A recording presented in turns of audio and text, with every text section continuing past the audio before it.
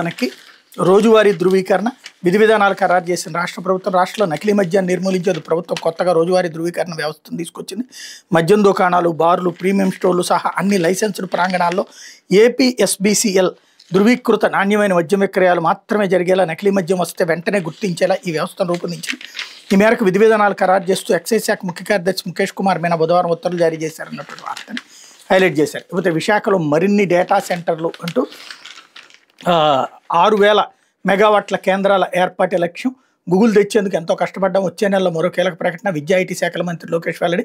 విశాఖ 6,000 మెగావాట్ల డేటా సెంటర్లు తీసుకురావాలందే ప్రస్తుతం తమ ముందున్న లక్ష్యమని రాష్ట్ర ఐటీ శాఖ మంత్రి లోకేష్ వెల్లడించారు. ఏపీలో $15 బిలియన్ పెట్టుబడితో 1000 మెగావాట్ల డేటా సెంటర్ ఏర్పాటు గూగుల్తో ఒప్పందం కుదుర్చుకున్నామన్నారు.